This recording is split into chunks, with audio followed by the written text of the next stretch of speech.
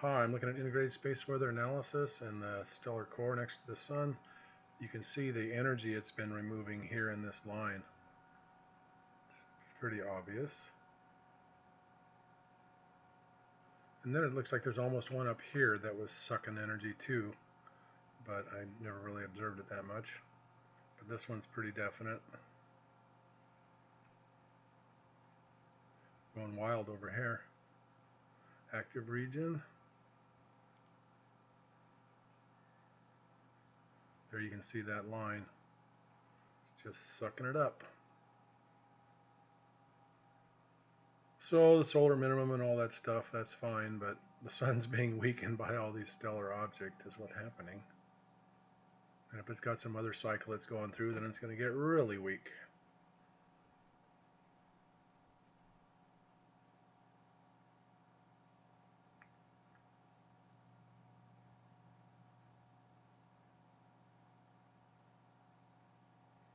So this thing just sort of hangs out here, and with the sun turning like it does, I don't understand how it just stays stationary.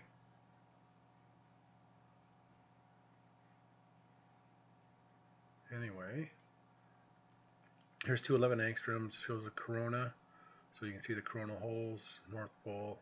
South's getting a little better actually, but all this darkness, that means more energy will flow towards the Earth, and that is indicated here in these models. And here's the one on the left. This is what it talks about. If you want to read that, just go ahead and pause it and you can read that.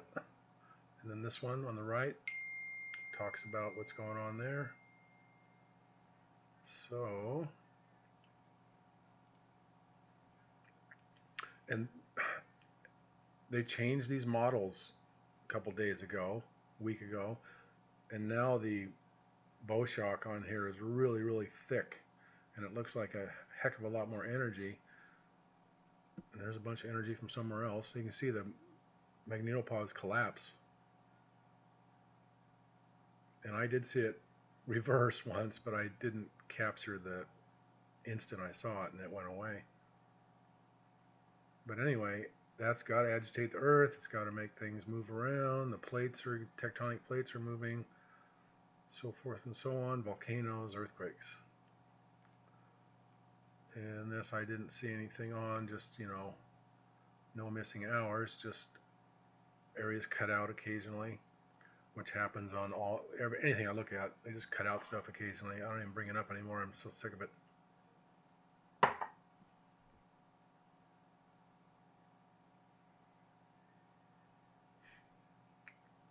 And since we are Earth-based, I recommend Dr. Claudia Albers look at anything you want on all. She's got hundreds of these, and they're all pretty interesting. But I suggest this one. And if you go through this, I'm here to prove that Purple Mattress blows memory foam out of the bedroom. Anyway, if you go through this, you will be much more aware and know how to look for this stuff when you're driving around your car and you see the clouds and these weird rays that go everywhere.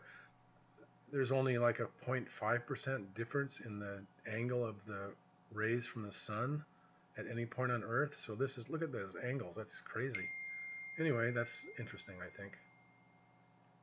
And then I'm going to go look at Earth Null School, chemicals, sulfur dioxide. It comes from whatever, burning stuff, human activity, volcanoes, stuff like that. So if you look on the Earth,